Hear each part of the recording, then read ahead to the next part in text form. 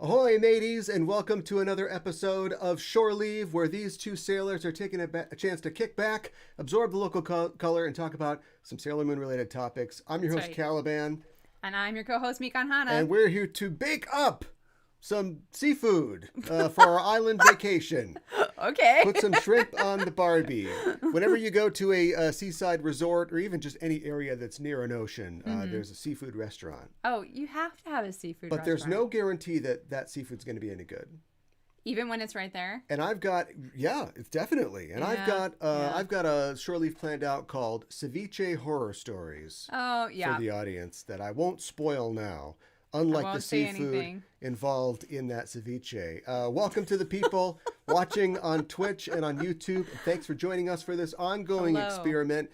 We're streaming our live shore leaves and we're monitoring the chat throughout the show. So hello, everybody. And if you haven't yet, why not take this chance to go there on Twitch or on YouTube and subscribe to us, hit the heart, the bell, the happy face, whatever the icon is, so you get notified when we're live and broadcasting in the future. And when you get the chance, check out our About page, either on YouTube or here on Twitch. We have a donation button, a tip button, if you want to hit that. If you want to send us a tip on YouTube or a super chat as well, that would be so amazing. We'd really appreciate it. We're going to get started in 1 second here, but before we get started, did we want to do a spoiler-free review of The Flash? Oh, sure. Do you want to do that? Let's do it. It's going to be hard, spoiler-free. No. Okay, well, I'll watch myself. For you, maybe. Yes. Use the skills that you've developed on Sailor Noob to not spoil things. Okay. And apply that to The Flash. All right. I don't know if it's Japanese related. I actually don't know if the Japanese like The Flash at all.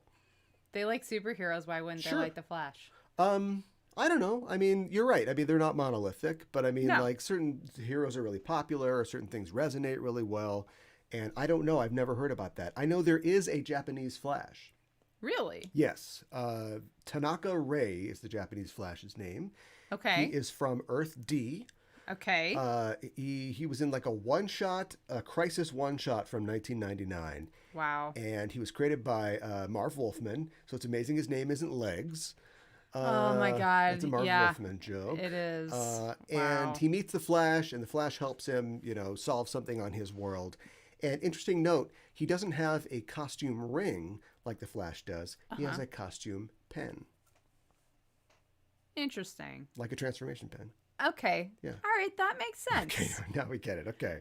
Well, I was thinking Japanese stationery is really popular and it's really cute. No, so not. I was like, I'm sorry. He doesn't herald and the crimson crayon right. his costume on. No, right. His costume is inside of a pen. Wrong kind of pen. Out. Yeah, that makes sense. That's not necessarily a spoiler, but we'll talk about the film. Mika and I got a chance to see a screening of the film recently. Yes. And an advanced screening, and we've got thoughts. What are your thoughts? Non-spoilers. You know what? I really liked it. I think especially, I think it was fun seeing Keaton again as Batman. It was fun. And it's not, he's in the trailers. Yeah, I know. Not a spoiler. It's not a spoiler. It's the marketing, basically. Yeah, basically. And I thought that the actress who played Supergirl, Superwoman, I'm not really sure. They never really say what her superhero title is. But I was thinking about that. So not to her name is Kara, so just that's Supergirl. Comment, and absolutely. If they want to do Supergirl and they want to have her be like Linda Danvers and be in high school, I think that could totally work. And then you call her Supergirl, right? Right. But and she'd be played by an adult because that's how Hollywood works. But if she's going to be a Superwoman like she is in The Flash, we should call her Superwoman. Probably. But the problem is trademarks, isn't it? Yeah. you've got Supergirl trademarked as a name and they want to keep that name. And so, also maybe just make it Superwoman. I'm sure you've got that trademark as well, but like that's a different character. So I understand why they chose to dodge it in this film in which she's not really the main focus. But I'm Superwoman team all the way. She was great. She was fantastic. She did a really good job. Yeah. I'd love to see more from that character. So yeah, and I think, I think Ezra Miller did a great job as well. Regardless of what you may think of their off-screen exploits, I think that they did a really good job in the film. Yeah. So. And it certainly doubles down on having them in the film. Mm-hmm. What I thought was great about it, without spoiling anything, is it comes at such a weird time in the development of the DC film universe. Yes. Which we won't go into here, but you understand. Yep. And so it serves as an introduction to this character who we've just never has only been in Justice League essentially, and we don't have like a background or an origin story for, and so it has to kind of do that. It also has to kind of like bring to a close the Snyderverse, so just this era of DC films, and kind of give us a hand into the new universe. And I think it does all of those things passingly well. I'm not sure it like excels at all those things. It's got a lot on its plate. Yeah. Because the Flash likes to eat a lot. But I think it does. It almost makes you go, gosh, I wish this was like the second or third Flash film instead of just all we got. The only. But Flash for what it is, have, I think it's entertaining, and I mean, I hope the team that made it, gets to go on into this new era. I hope so of films. too. I think they did a good job, and it's a good movie. Yeah, and like a lot of the DC films, you could do a lot worse. We don't. We don't need to go into detail, but some of them really not good. So this one really, I think, pretty good. Yeah, I agree. And I enjoyed it. I thought it was entertaining and fun, and I recommend seeing it. So me too. So if you want to check that out, that comes out June 16th, all over the world. Go run, don't walk to the Flash, or you can walk because apparently he moves so fast that he can just like hang out. The thing about the Flash is like, I know he moves really fast, but him thinking really fast is kind of the big deal, right? Because there are scenes in the movie that are important scenes where he's moving at super speed, but he's also just kind of standing there looking at stuff. And if he's just standing there, wouldn't the slow people have a better chance to see somebody standing there, even if they were only standing there? Isn't the constant motion what keeps him kind of invisible? That's a really good point. I didn't think about that. He thinks about everything. I think there's a line in the movie where he's got to like clean up his room, but he's like, I still have to like go through it. For me, it is 8 hours of cleaning up my room, even though it only takes like a second to do. So he still doesn't want to do it. Right. But anyway, so he could walk there and it wouldn't be a problem. But you should run to see The Flash.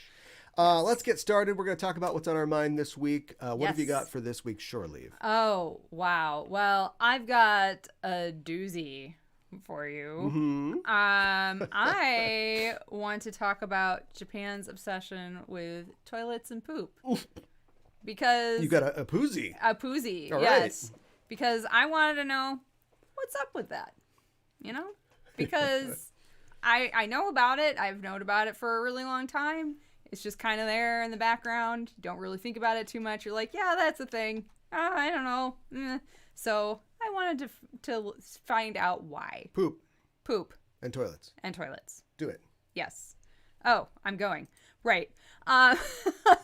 So Japan is known for, having spotless bathrooms and fancy toilets. Right. And, a lot of toilets have either a panel of buttons on the side of it or like on the wall that do all sorts of different functions, including, a bidet. And funny story, when I was in Japan in high school, my host family specifically told me, do not touch any of these buttons. You poop. Yeah, Don't play. That's right. And I think they were afraid because all of the buttons are in Japanese. Sometimes today... We've got all the settings where we want them. Well, that's probably true too. But sometimes, like, I think today, sometimes they're in English as well. But back then, they were all in Japanese. Right. And they were afraid I would push a button and I wouldn't know how to make something stop or go off. And then it would, like, flood like the toilet would overflow. We've talked about how things are in Japanese now, and that is pretty much true. Yeah. My brother-in-law was, saying like, oh, we want to go to Japan, can we do that? And, you pointed out to him, everything's in English, you'll be okay. A lot of the times, yeah. Then we watched a movie about a guy going to Japan a little while ago called Gung Ho. Yes. We talked about it on our Patreon show. Mm-hmm. And it's Michael Keaton.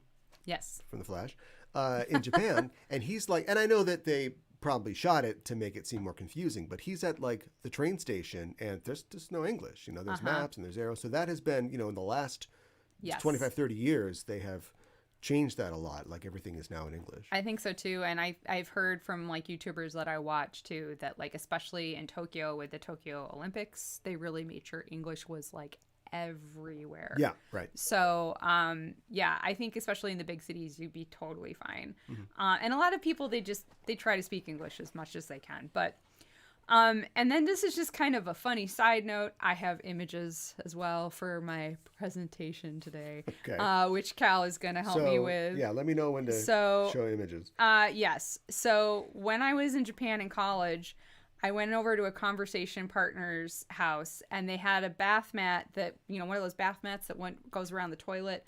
I don't know what the specific name is. Anyways, it's cute. It's pink and it has little flowers on it. And then it says feelings. And I just, you're doing your business and you just see feelings. Yes. So I have an image of that, if you could be so kind, Cal. Yeah, all right. It's up. So awesome. So that's a fun little thing. So this should maybe come as no surprise, as we've talked about Shintoism a lot on Sailor Noob, but Japan has a toilet god because of course they do. This goes back to Shintoism. And the god's name is Kawaya Kami. And the god of the toilet? The god of the toilet. Okay. And this god can provide a good harvest and also protect people from falling into the toilet pit because okay, yeah, sure. Toilets, we don't really talk about this, but toilets probably the world over used to be a really scary, dark place. Yeah. You don't want to fall in there. So no, I would imagine that you don't. No. So all over the world. Right, exactly. So I don't have the exact dates for this specific thing, but traditionally in Japan, and this may go back just way, way, way back, but we know their main thing way back in the day was agriculture. Yeah. So traditionally, human waste was collected and used as fertilizer for farming. And this was actually much higher sanitation level than a lot of other countries where wastes were stored in like cesspits and disposed of. Yeah. So Kawaya Kami also had a role to play in promoting fertility, as human waste was collected and used as fertilizer, so that fertility piece. Yeah. Rituals were performed the new year to ask Kawaya Kami for help in producing a good harvest. And in some places, family members would sit on a straw mat in front of a toilet and eat a mouthful of rice, symbolizing eating something that the god had left. Okay. Can we take away? I don't know specifically. Can we get it in a little white container? Right. They don't. Here's a fun fact. Yeah. No takeout containers in Japan. Yeah. You can't get a doggy bag. Yeah. Okay. So, anyways. But a properly appointed toilet would be decorated and kept as clean as possible, as the toilet god was considered to be very beautiful. The state of the toilet was said to have an effect on the physical appearance of unborn children. Whoa. So pregnant women asked the toilet god to give boys a quote-unquote high nose, and dimples to a girl. Okay. If the toilet was dirty, however, it was said to cause children to be born ugly and unhappy. Sure. So I think that this belief in kabayakami most likely has influenced why Japanese bathrooms tend to be spotless. And I also think it probably has influenced, in many Japanese homes, the toilet is kept in a separate room from the sink.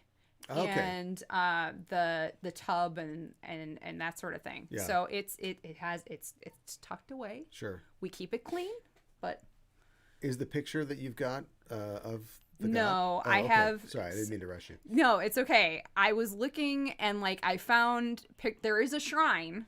I could have shown a picture of a shrine, but I was like it.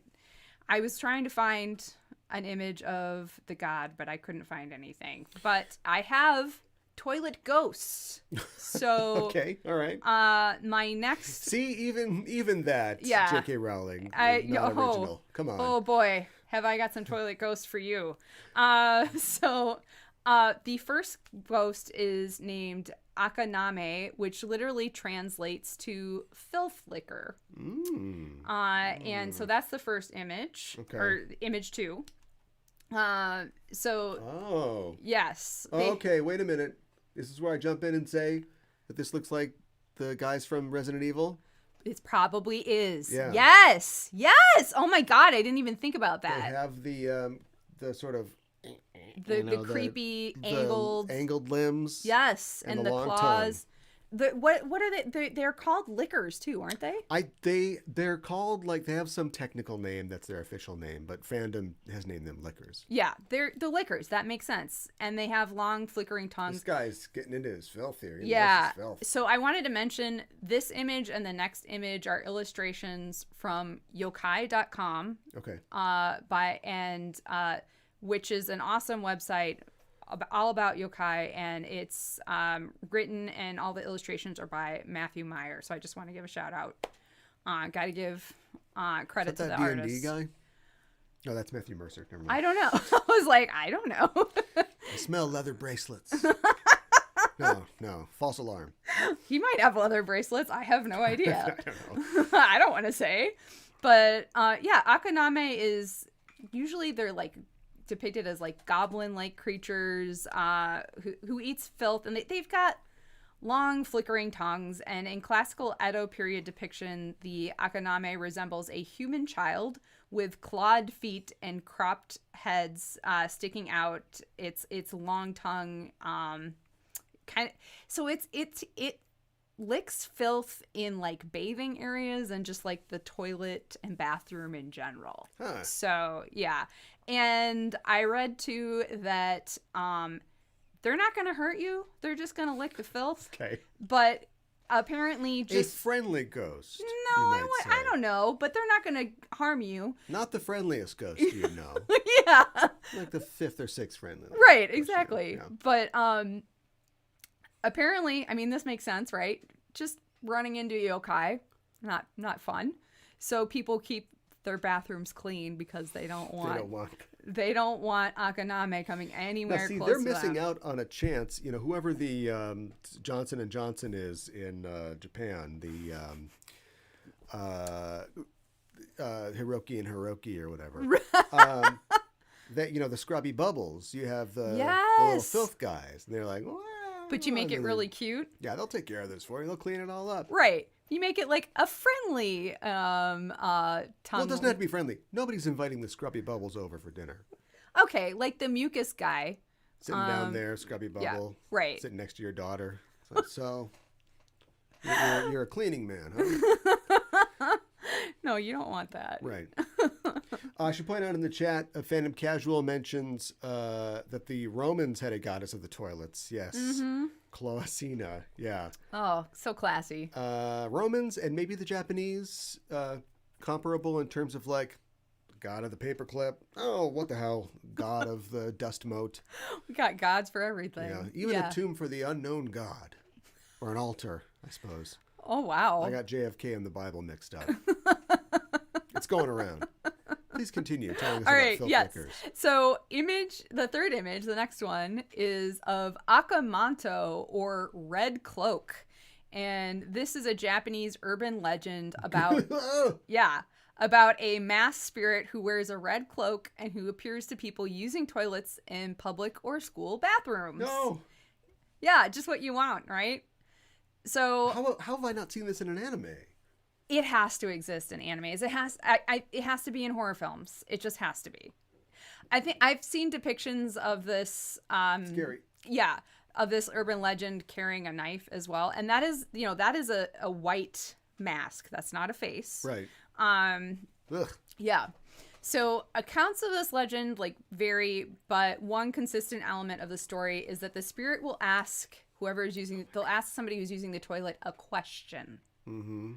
And in some versions, he will ask if they want red paper or blue paper. No.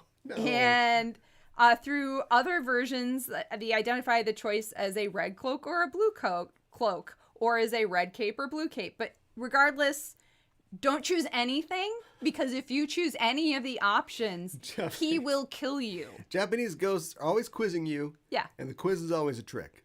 Right? Yeah. Is this like Morpheus with the red pill and the blue pill?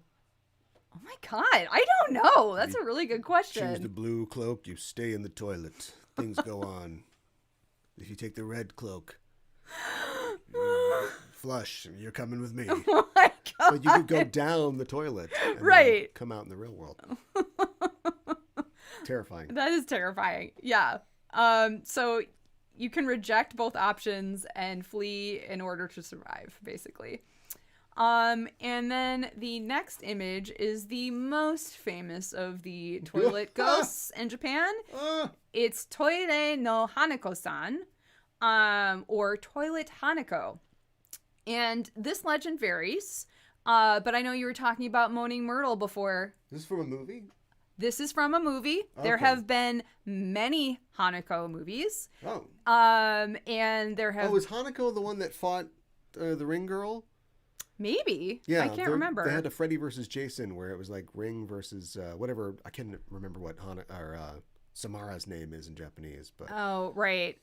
I don't know. It might have been. But yeah, she's all over Japanese culture and media. She's big. Hanako... She's pretty popular.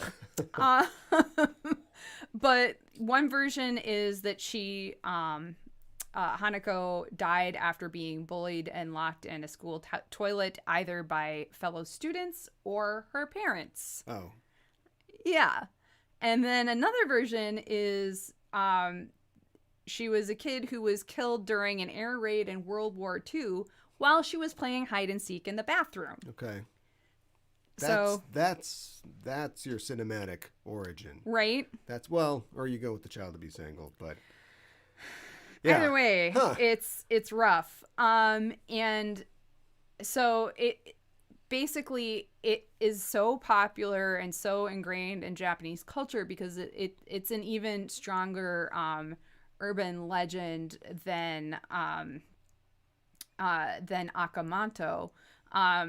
And it's just really associated with schools across Japan. Mm-hmm. And so there's a legend, and this reminds me of Bloody Mary a little bit. Oh, okay, yeah. So if Hanako-san is there, so basically, supposedly you can summon her by knocking on the third stall of a toilet 3 times and saying, "Are you there, Hanako-san?"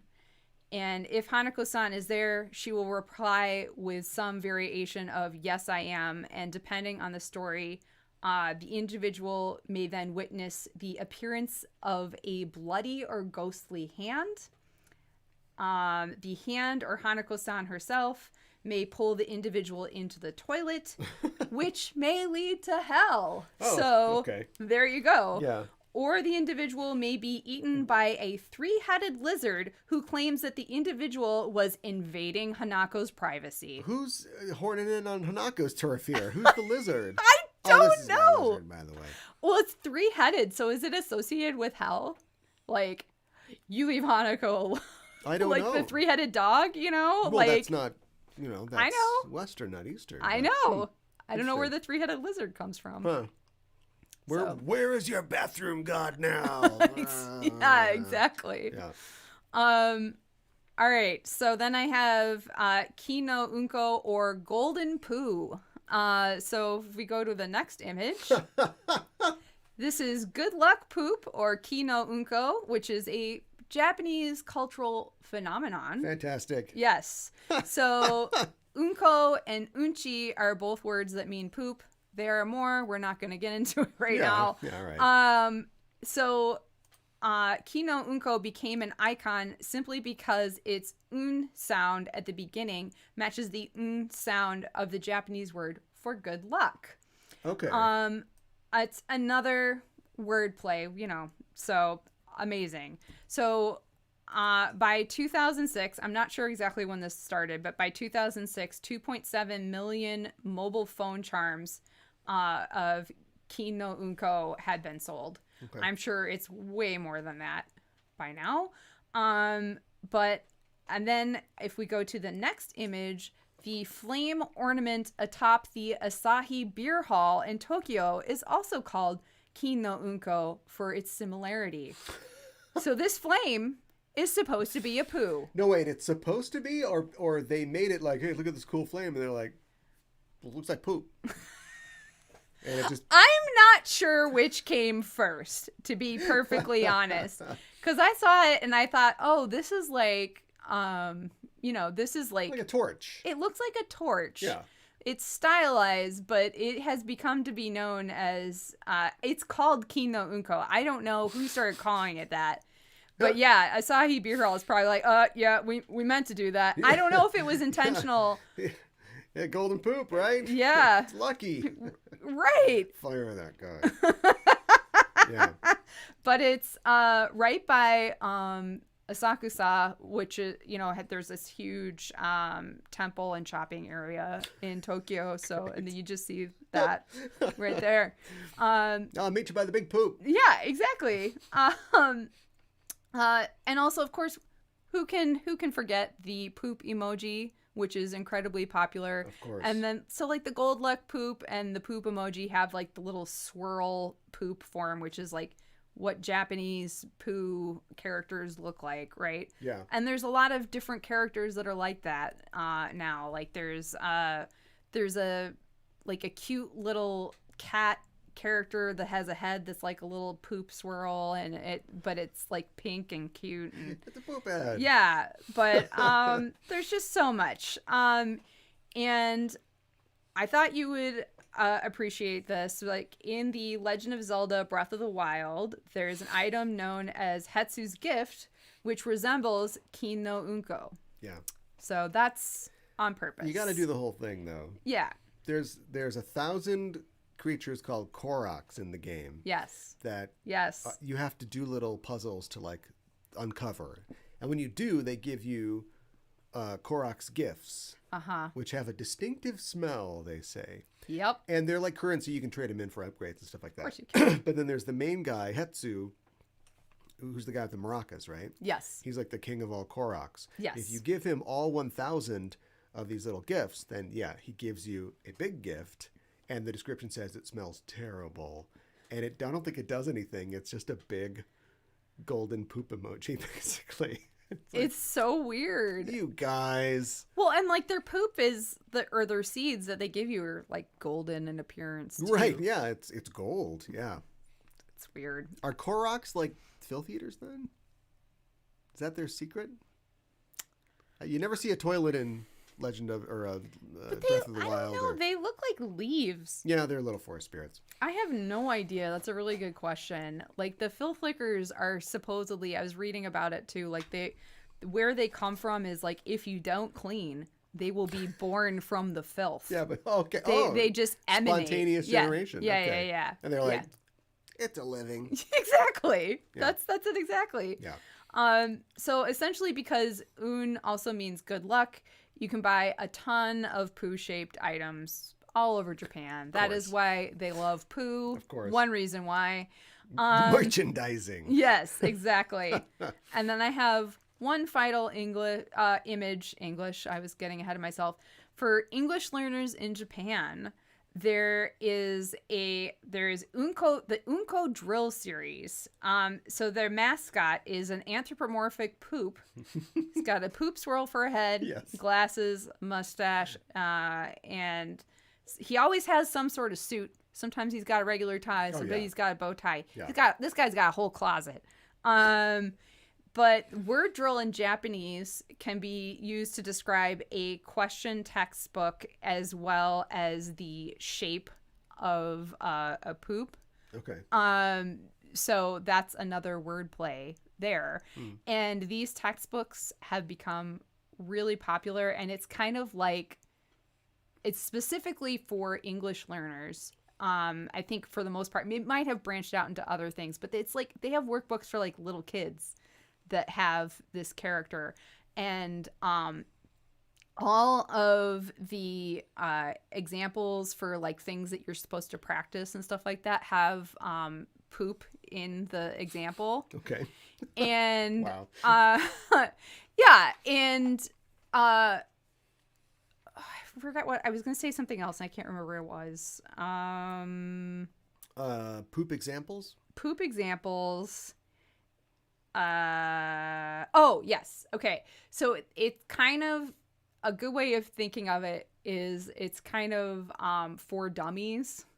Poop for dummies. Yeah, but it's got this little Unko guy. Okay. So yeah, it's like a for dummies book, but because it's branched out into other things. So yeah. Nice. Yeah.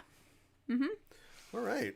So poop and toilets. We got some comments in the chat. Fandom Casual asks, isn't there a poop-based detective? I have no idea. I'm not sure either. Is it a book or is it a manga? Give us a little more detail if you have it. And then Pink Coffee Cake. Hi, Pink Coffee Cake. Says, Hi, Pink Coffee Cake. I believe there's an English to Japanese series on YouTube, because it looks very familiar. Okay. So have they turned this into a multimedia franchise? Of course. Why not? Yeah. Poop's taking over the world. Is it Poop or is it Hanako? Hanako-san? Because I think Hanako-san might have an anime or Poop something like that moon. too. Yeah, Poop on the Moon. Okay. Sure. Yeah. Yeah, that Hanako series though. Wow. I know. Do they all die in the toilet? Or it's in an American film be like, oh, let's have sex in this toilet, and then like Hanako's like. Because okay, so I think the poster that you would normally see for this movie, it's like all dark and scary, and it's like 3 teenage kids, and they're like, and then there's like this tiny little girl. So I think she's usually depicted as like a young girl, you know, and so like they're all like kind of scared, and there's like this young girl like far away, you know, and stuff. So yeah, I love it. I don't know, but they have one that's like the beginning. So, Hanako, the beginning. Yeah, it's like that's okay. It. You see, it's World War II. Right. Air raid sirens go off. Right. Yeah. Yeah. Exactly. That's how you have to do it. What are you talking about today, Cal? Well, thanks for sharing that with us, first of all. You're welcome. Very edifying. So I had a topic that's kind of been developing in my brain, so much so that I actually had to ditch what I was going to talk about this week, and I'll talk about that in a future show. Okay. But me here on this show... Yes. I don't know about you, but I am, a lover and not an expert. I know a little about a little and a lot... No, I know a lot about a little and a little about a lot. Sure, yeah. As far as anime goes. And it's safe to say that I'm an anime fan, but I'm hardly a scholar. Sure, me neither. That might actually be the premise of this show. So when we watch Sailor Moon, I'm enjoying it as a well-made piece of like 90s anime goodness. But I don't know necessarily who directed or wrote every episode or what connections it might have to other anime or what have you. We're saving that for our next series, Sailor Vets. So stay tuned for that. And it wasn't until recently when we watched the first episode of the anime Penguin Drum for our Patreon show, Animetification, that I became consciously aware of the existence of the creator and director of that series, Mr. Kunihiko Ikuhara, and his indelible effect on the Sailor Moon anime. Oh. Yeah. And so I'm going to talk about that generally, but a couple things specifically. Okay. First, some background. Ikuhara was born in Osaka in 1964. He graduated from the Kyoto University of Art and Design. Very nice. Very prestigious art school. That's like Cal Arts in Japan. Yeah, probably. Right? And after art school, he started working for Toei. And he served as assistant director under Junichi Sato, another huge name. And they worked on Mapletown Monogatari, Akuma-kun, Maretsu Otaro, another series. And most importantly, however, to this live stream and this show, he worked under Sato-san on Sailor Moon. Yes. In the first season. And as well as the Ailin On arc of Sailor Moon R. Yes. At the end of the Ailin On arc, Sato goes on to greener pastures. Okay. He didn't die. He just... Yeah, I was going to say, wait, what happened? Is that what it means when you die? I don't know. He left the series. Ikuhara replaces him as the series director and has that role until the end of Sailor Moon Supers. So all the way through season 4. Yes. Ikuhara is in control. And he directed and developed the Sailor Moon R movie as well. After that, he would leave the show and found the creative group B Papas, who would then produce Revolutionary Girl Utena, as well as the sequel film Adolescence of Utena. Then he takes a 10-year break from producing anime. Okay. He writes a novel.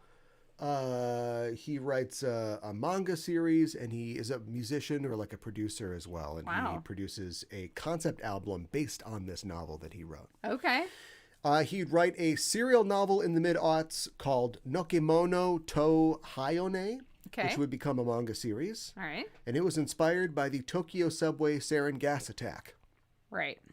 In 2011, he returns to the world of anime to direct the anime series Penguin Drum, which would also become a manga series and has a film release. It was also inspired by the Tokyo subway sarin gas attack. Yeah, and like after watching the first episode, you're like, excuse me, what? Okay? Yep. In 2014, he'd write the manga series Yurikuma Arashi, or Lesbian Bear Storm. All right. Which would be made into an anime in 2015. It was based on the 1915 Sankebetsu brown bear incident. So, oh God, thank God. I don't know. Maybe the bear had connections to the gas attack. I don't know. Oh my God. Which maybe we'll talk about in the future. But it was essentially in 1915, over the course of 6 days, this bear goes cocaine bear on a bunch of people, attacks a bunch of homes. It's not all that funny. It was 100 years ago. Kills 9 people, wounds a score more, and is finally taken down by people. So what happened to this bear? But it's a funny series. I don't know. Sake Bear? Maybe it's a prequel? I don't know. Oh my God. So in 2019, he created and co-directed the anime Sarenzanmi, which is like a yokai series, but for adults. Very nice. And we will definitely talk about that in the future. And it is based on... Yes. The attack by capital on society. Surprise, all of his work has been a criticism of capitalism this entire time. Oh, well, there you go. We'll get to that in a little bit. Yeah. And in March of last year, he announced that he was changing his name to Bonsoir Ikuhara. Bonsoir Ikuhara. Which was basically a thing to promote an album that he was doing with J-pop stars Bonjour Suzuki and Taiko. Is he like seriously officially changing his name, or no, he just does that once in a while? Okay. He's a goofy guy. Nickname Ikuni. Yeah, right. Ikuni-kun. Ikuni-kun. Yeah. So I guess I just felt like I had to take that seriously because, you know, a lot of folks are changing their names, you know, these days, and like, I don't know, you want to be Bonsoir, then fine, be Bonsoir, you know? Right. But like if it's for a concept album, all right, that's cool too, dude. Yeah, it was promotional. Okay. But it's fun. Yeah, it is fun. So his work on Sailor Moon. For his work on Sailor Moon, he became known for his offbeat sense of humor, his willingness to explore darker themes that you usually wouldn't find in a children's TV series. Yeah. And now, can't find in Supers, having really. the scales fall from my eyes and realizing that this guy has been part of what we've been watching this entire time, I had to go back and see which episodes that he directed. Yeah, let's hear it. To see that that's true. Like if the humor was there, the themes were there, and what we thought of some of those episodes. And I have to say that we roundly loved the show when he was at the helm. He it's possible that he is responsible for my love of this show. Mm-hmm. When there was only one set of footprints, Ikuni carried us. Now, he carried us to the end of the pier and threw us in with supers, but we'll get to that later. Okay, so here are some of the specific episodes that he directed. Episode 6, which I won't go through the whole titles, but episode 6, Jazz Club. Oh, I love that episode. Great episode. Which Love in the Rain. Uh-huh. Right? My rating 4, your rating 4. Episode 11, Scary Theme Park, Robotic Bears. Dream Princess. Oh, yes. Yep. That was a good one, too. My rating 3, 4. Episode 15, Ray's First Date, Mr. Kunitachi.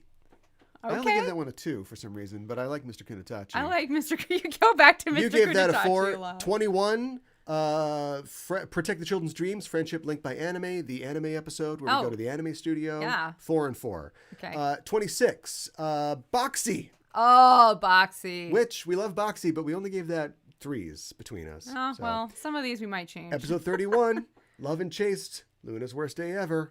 Fantastic. Rhett Butler! Yes! 5-4. Oh, I would give that a 5. Episode 36, Barbershop. 3-2. They get better. Episode 46, the last episode, Everybody Dies. Yeah. We both gave it 5s. Episode 51, Omakuji. Everybody gets new powers. Yes. We both gave it a 4. Episode 60, Chibiusa. Oh. I gave it a 5. You gave it a 4. Yeah, Episode 68, Clash of the 10 Warriors. 2 5s. Yep. 92, The Secret of Haruka Tenno. Oh. Meow meow. We both gave it a 5. 103, Chibi Comes Back. Yes. 4-5. 110, The Death of Uranus and Neptune. 5-5. Yeah, it was. 117, Cheers by Usagi. Pinchy. I think this is the Pinchy one. This is the Pinchy one? Yeah, 2 and 3. I didn't like that one as much. 128, First Supers episode, 3 and 4. And 137, this is as far as we've got. He's directed 2 or 3 episodes after this. But 137, Invitation of a Beautiful Fairy, which we've had words about, but I give it a 4, you give it a 3. Yeah, I mean, it's better than a lot of other episodes we've had as Supers. And it was, like, I think our first episode with Fisheye. And I think, for the most part, I feel like the Fisheye episodes are kind of better besides the Minako episode. So there are only 3 2s in this entire collection of ratings. There are more than a few 5s. There's probably about 7 or 8 5s. So high 4, solid 4 on the ratings. I honestly... only 3 movies so far. Yeah. R's the best movie. I'll say that. That's my opinion. I like R, but I really like S. Yeah. So. All right. Well, we'll talk about that. So anyway, a lot of his work has themes of, if not criticisms of capitalist system, specifically criticisms of systems of control, as much in authority, as much as you can in a children's show that is not going to go too into like the man is coming after us, but it's a lot these characters sort of fighting against these systems. I think that's really interesting. So if he's so hot, what happened? Well, there's a long-standing rumor that Ikuhara, Ikuni-kun, and Naoko Takeuchi don't like each other very much. I have heard this rumor as well. And it might come down to the senshi that Ikuhara likes dressing up like a lot. And that is Rei Hino. Yep. Now, in the manga, Rei is a mature and self-assured character who's got no time for boys. Yep. In the anime, she's, let's say, not so much all those things. Yeah, right. And there's a couple of different reasons why that's the case. Characters often change when adapting them from media to media, or medium to medium. And the makers of the anime, they're turning a romantic manga about this young girl into an anime with many different characters, and most importantly, the theme is friendship. Yeah, for sure. Yep. So it made it more sense, I think, to the writers to differentiate Rei as a character who would also be a good rival and a foil for Usagi. I think the foil part for sure was there. Like, I mean, I think the friendship is there in the manga too, and she's a very, if you want varied characters, she's varied from the other girls, but... Oh, yeah, but I mean, can she hang with these girls who are going to Fruit Parlor Crown and who are talking about boys and stuff like that. We see in... She can, but she's just not interested in boys. Right. You start talking about boys, she just does not care. And if you want us to hear us talk about that kind of Rey, we've got an entire review of the entire series of live-action Pretty Guardian Sailor Moon. Yes. Where they pretty much took that as their starting point. That and I Hate You, Dad, that too. Which is also in the manga. So all this makes sense, but Tuxedo Unmasked, who we have referenced on the show and does good research, has a different theory about Rey, why Rey might be different. Okay, so Rey goes to TA Academy. Yes. Which was based on Toyo Eiwa Jogakuen, which is a Catholic school that's located in Roppongi district. And it's in a part of Roppongi that's got a lot of schools and embassies. It's really like the upper crust part of the town. But there's another part of Roppongi, a wilder part, where one might expect to run into some Nampa, and one could apply for comfort to any tender girl. Stop it. The nightclub district. Yeah. Right? We talked about this when we did episode 90. Yeah. And Ikuhara, who was a nightlife guy himself, and the staff of the show might have had a different picture in mind when they thought of a Roppongi girl. Oh, sure. Right? Yeah. So they could have done both, though. By day, she's a Catholic schoolgirl, but by night, she's a Catholic schoolgirl. Ikuhara has been to several conventions and events, and he's dressed as Sailor Mars and talks about her a lot. And so, obviously... Clearly his favorite character. His favorite character. Yeah. And maybe that's the problem. So Tuxedo Unmasked found an interview from the 1992 issue of Animage between the interviewer and the editorial staff, and Rey's voice actress was there, and part of the production crew of the anime was there. Yeah. And the title of the feature was Special Operation, Plan to Skyrocket Rey's Popularity. Okay. So it's just like right on the cover. This is what it is. The header of the article reads like this. Quote, while Ami and Usagi's popularity keeps rocketing up, Sailor Mars doesn't seem to be all that popular. We can't let that stand. We've gotten Rey's voice actress, Michi Tomizawa, together with the main staff to have a debate about Rey in order to fix this situation. We call this the plan to skyrocket Rey's popularity. Oh my God. Do we think we can get her even more popular than Ami? Oh boy. And as you've talked about on the show before, Ami was killing it in polls. Because when you think in Japan, she's an idealized student. That's the idealized. But wouldn't they want like the badass like homework? Like wouldn't they do their homework in real life and then be like, oh, but I like the one that's like no homework? Well, they might be like Usagi in real life. Like, I don't want to do this, but wow, my parents would really like it if I was more like a me. And so maybe I want to be more like a me. I don't know. Maybe this is why Japanese ghosts in their tests are so effective. Because even when you're asking a Japanese student, who's your favorite character? They're like, what are people going to think about the answer? Yes. Oh, Ami, definitely. I think maybe, yeah. I love how she wants to do homework all the time. She's always studying. She wants to be a doctor. My parents want me to be a doctor. They had I don't know how many people are on the list. I think maybe it's like, let's say 50. That's probably a good number, right? Who's your favorite character? Ami, number 1. Usagi, number 5. Rey, 17. Yeah. And this is 1992. This is like, this has just come out. I mean, the manga's been out. The show's out. Who do you like? Rey. Well, she's okay. Right. So for the interview, they had Michi Tomizawa, the voice actress behind Rey, Iria Azuma, a producer on the show, Kazuko Tadano, who's a character designer on the show, and Ikuhara. Of course. And the article starts by referencing an earlier article they did where they interviewed Tomizawa, and she was complaining about Rey being treated like a joke character. In episode 15, Mamoru steps on her head and then goes on a date with her later. Well, right. And there was a consensus among the interviewees that the characterization is... This guy's doing it. Ikuni-kun's doing it over here. It's his thing. He directed all those episodes. But then the interview kind of turns a little bit. And Tomizawa talks about all the positive fan responses that she's received from this feisty, more animated Rey. Fiery Rey. In the anime, And Azuma, the producer, also says this was Ikuhara's goal in producing the anime and developing the character into, quote, his ideal type of woman. So the whole thing, it comes off like a total puff piece, like PR stab. I mean, between the production and the magazine, he'd be like, can you help us out here a little bit? We got to sell these Ray dolls. Right, but when you say it like that, it makes it sound like he's like, well, I don't like, this character is like this in the manga, and these are the notes we're getting from the creator, Nako Takeuchi. She's not really around, right?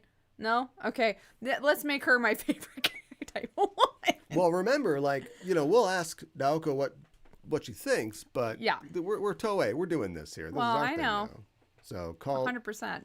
Cut the check to Anamage magazine. Yeah. Well, as you'd imagine, Nako Takeuchi was not happy about the change in Rei. No. And it's led to the belief that they actively hate each other. Yep. And that Ikuhara even said once in an interview that Sailor Moon would have been better off without Takeuchi's involvement. But... ouch. I read all of the research that Tuxedo Unmasked did for various articles, and he couldn't find anywhere that Ikuhara had actually said those words. Okay.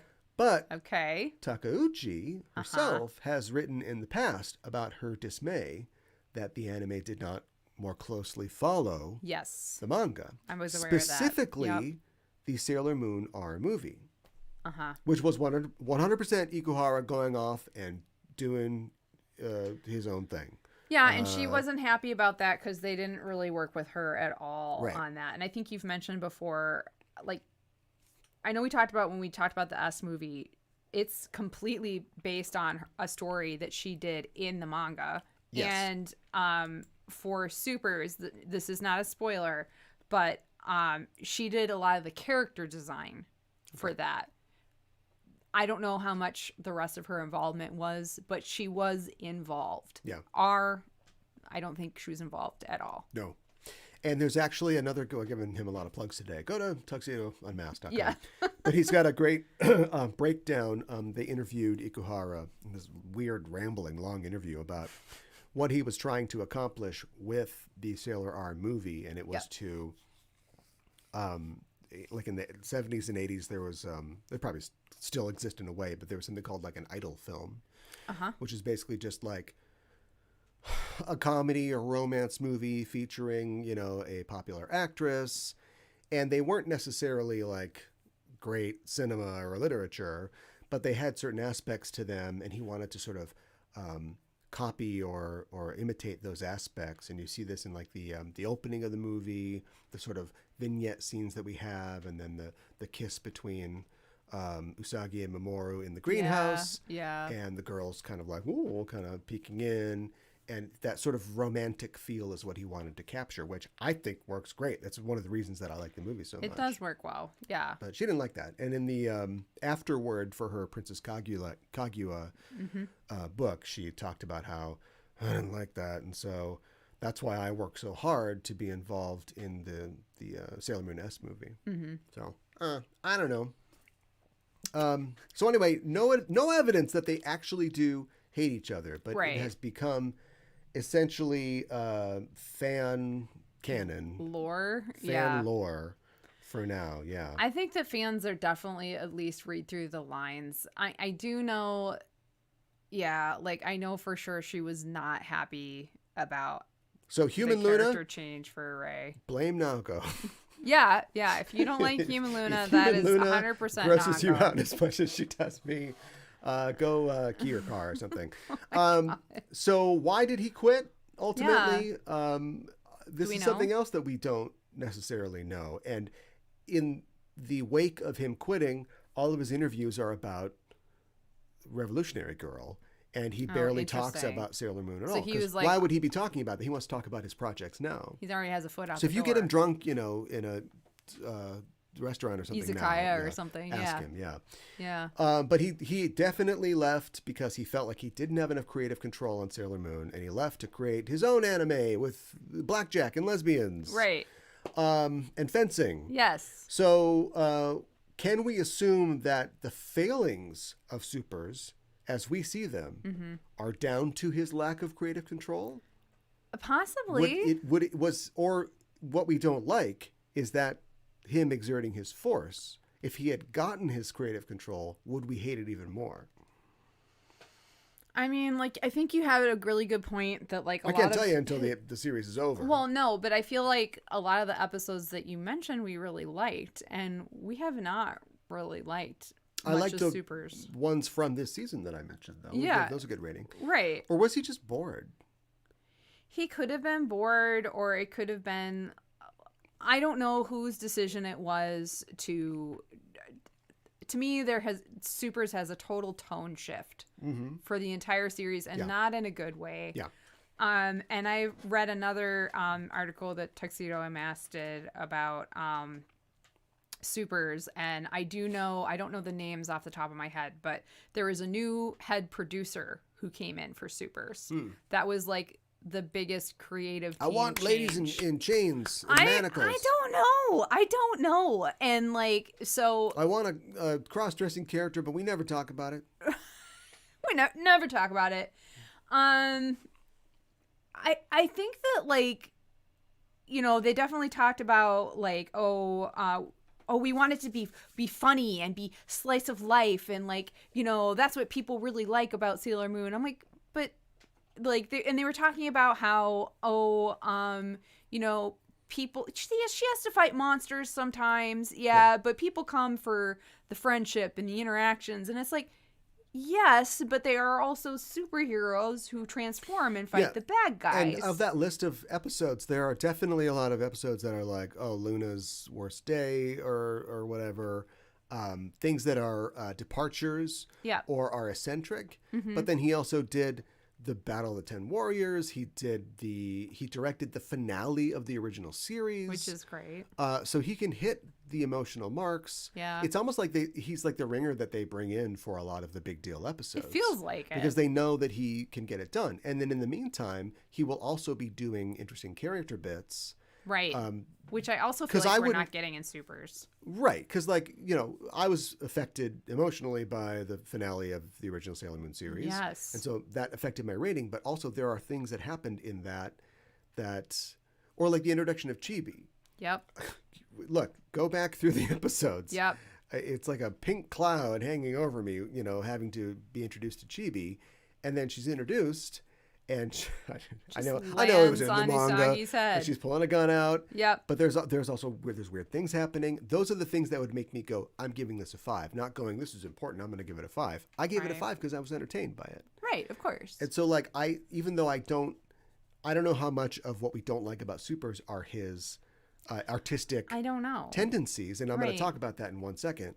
I still think that, like, this is a guy who has a spark and has something about him. I think so too. And I mean, the same article definitely talked about how there was it was a conscious choice to focus on Chibi. You know, and like, but they didn't commit to it though. No, and like, I don't know if they thought their demographic was changing or what. Well, they're getting older. Yeah. So he has been called the David Lynch of anime, and he himself has expressed interest in collaborating with David Lynch. I heard about that. On something. Yeah. Maybe a weather report. I don't know about that. I've seen weirder things. Yeah. You know? I have seen weirder things. Boogie Pop Phantom. Yeah.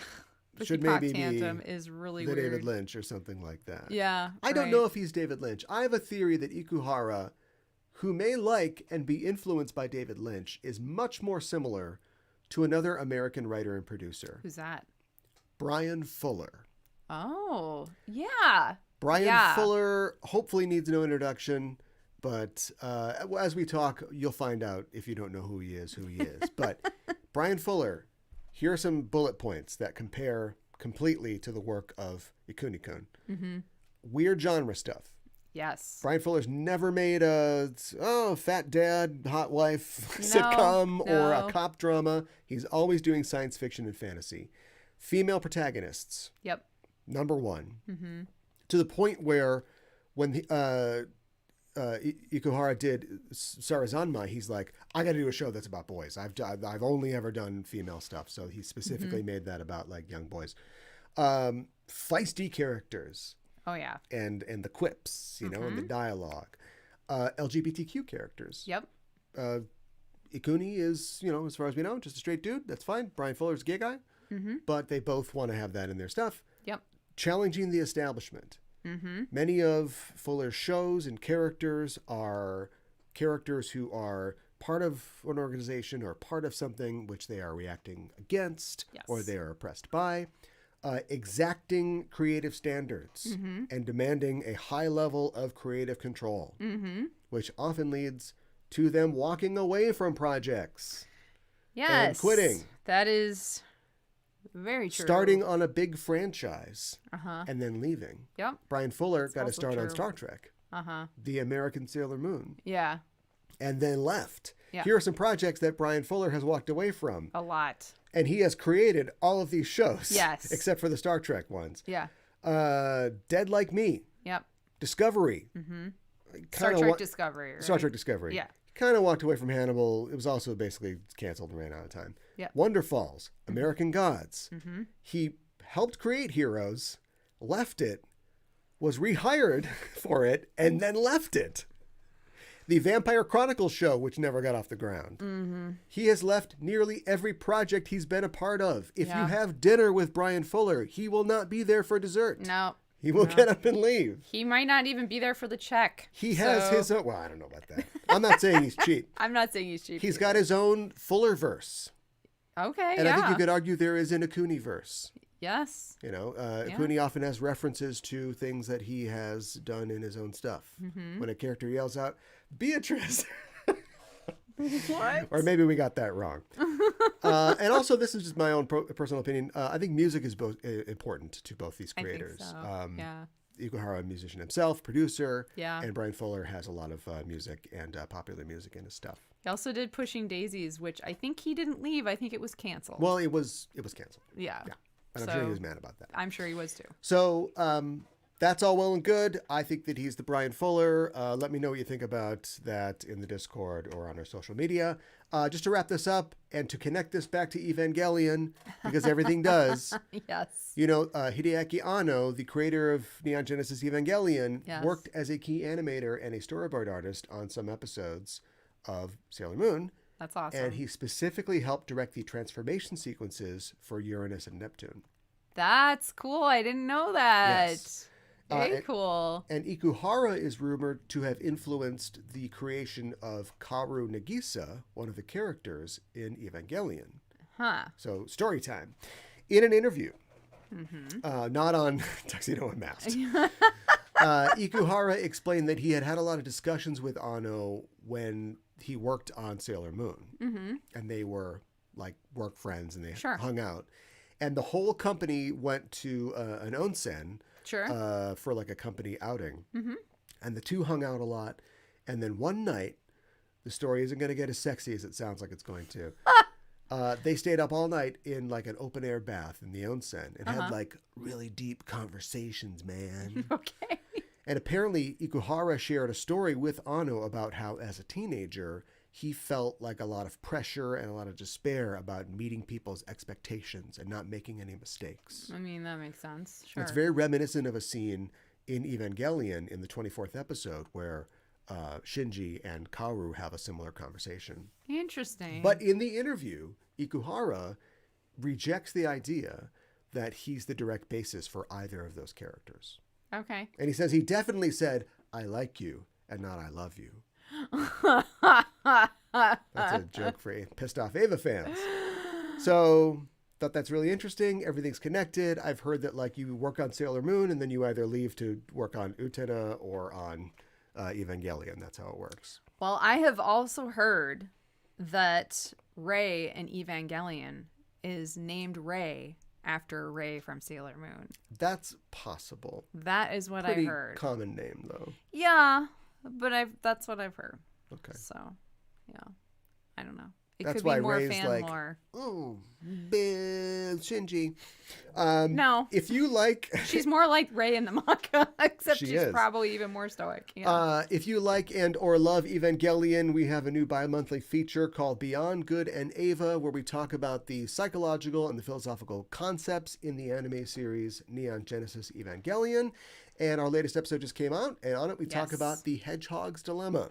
which is very appropriate because it's appropriate. The episodes talk about that quite a bit. Yes, and it is a core idea behind the series, and we talk about where that comes from and who came up with that, things like that. So if that interests you, you can check that out on our Patreon.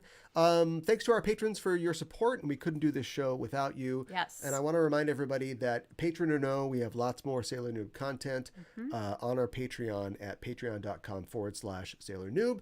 If you want to support the show and be a patron, you can go to our Patreon, or you can give us a tip at ko-fi.com/just-enough-trope. We'd love to have you as a patron. And we've got a Discord, which we've talked about before. It's free to join. You can find the link right here on Twitch in our About page to join our Discord. And don't forget to subscribe before we go. As we wrap up the show. Yes. Anything else that we need to mention? I want to talk about the next episode real quick. Oh, yes. What's happening on the next episode of Sailor Noob? The next episode of Sailor Noob, we are talking about episode number 144. And the Japanese title is Kirameku Natsu no Hi, Shiokaze no Shoujo Ami in Japanese, or Shining Summer Days, Ami Under the Sea Breeze, Super Transformation. I think I had part of this title from last episode. Oh. It is Shining Summer Days, Ami Under the Sea Breeze, the English translation, and the English title, Beach Blanket Bungle. They're putting me out of a job. Yeah, I know. They're putting me out of a job. It's a beach episode, everybody. All right, hold on. Yeah. Hold on. Yeah. So first of all, I'm like, oh, it's an Ami episode. But then I realized, I have liked some of the Ami episodes. Mm-hmm. But you know who never directed an Ami episode? Ikuhara. Yeah. Not interested. Nope. No, not taking that job. And it's a beach episode. Yep. So interesting. Yep. We'll have to see what sort of frilly modesty skirt one pieces that we can come up with for Ami to wear. I know. She's a swimmer. We know this. She is a swimmer, though. Yes. Yeah. Swim for the future, Ami. So that's what we'll be talking about on our next episode. But that's it for this episode of Shore Leave. Thanks, everybody, again for joining us. Thank you. And continue the conversation on social media and Discord. And we will see you next week when we make up for another episode of Sailor Noob. Bye.